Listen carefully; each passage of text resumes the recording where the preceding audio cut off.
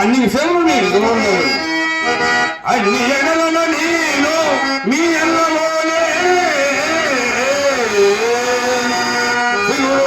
మాటలకు పాటు చేయుదని కలిసి వచ్చి తిని కాబోలు కౌశములకు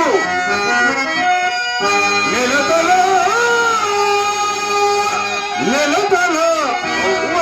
రాగని